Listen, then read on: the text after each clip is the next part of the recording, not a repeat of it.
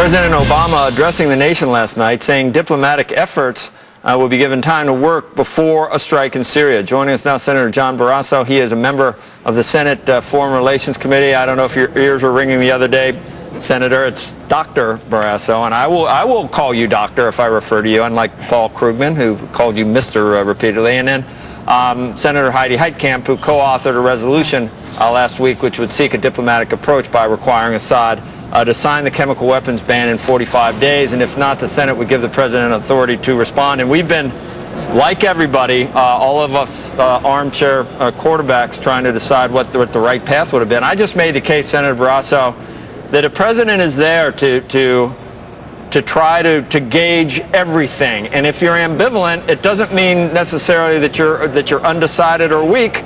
I mean, this is a complex matter with possible repercussions, and nobody wants to allow it to go unanswered. Gasp! But I mean, I think we can sympathize with the president and the decisions that he has to make as commander-in-chief, and I'm not convinced that he did the wrong thing at this point.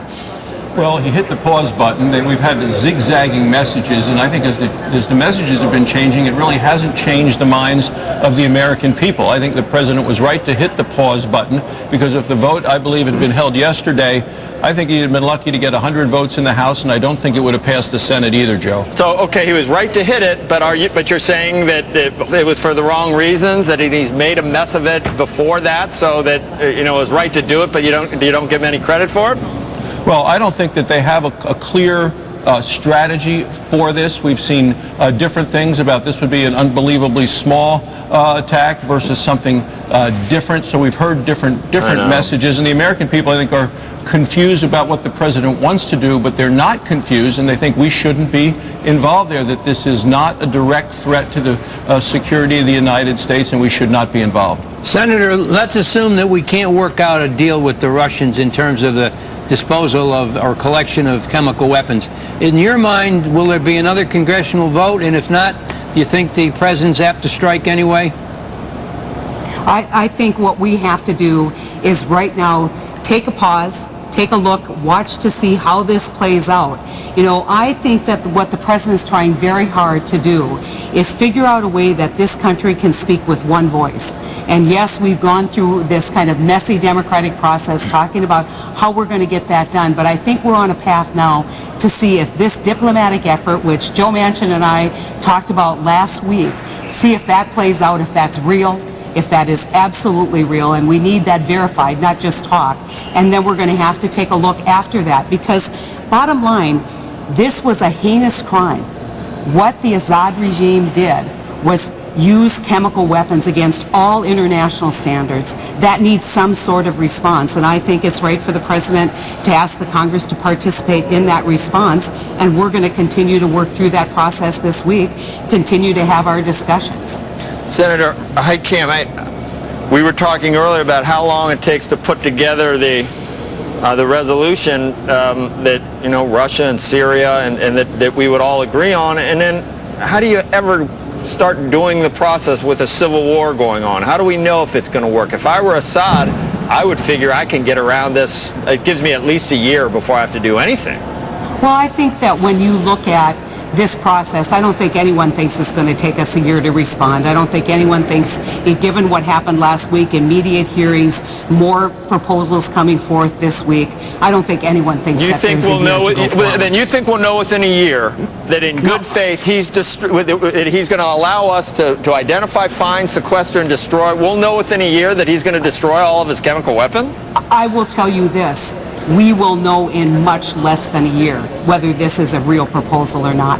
And if it can't be verified in that short period of time, then it's not real. Then we need to go back and continue our discussions. But Joe, we can't even verify that the Russians under Putin are destroying their own chemical weapons, let alone put the Syrian weapons under their control or involved in the destruction. And to destroy the amount of chemical weapons that they have, you're talking about over 1,000 tons, would take 2 decades. One of the problems in this town is everybody wants to pre-guess what's actually going to happen tomorrow. No one last week thought there might be a diplomatic option. But here we are talking about whether that's real or whether it isn't real. So, let's not let the 24-hour news cycle determine how we look at this. Let's take time, let this play out, let the deliberations here continue, and do the right thing for this country, do the right thing for the humanitarian principles that we all have agreed to. 98% of the world has agreed to this humanitarian principle. Let's give this some time. Let's give the president an opportunity to do the right thing by pursuing a diplomatic solution.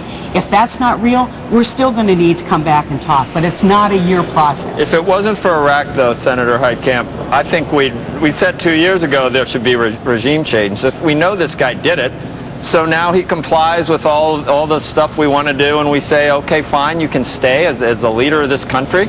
If the event that precipitated this discussion was the use of chemical weapons, the most important thing for us to do is to secure and destroy those chemical weapons.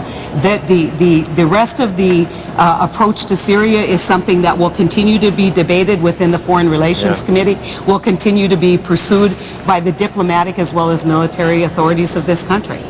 Senator Barrasso, the rebels are, you don't know what to think of them. They're not homogeneous, obviously. But if you were a well-meaning rebel, a free Syrian army rebel, to you this would look like you were abandoned, and it just gives Assad as much time as he needs to prevail.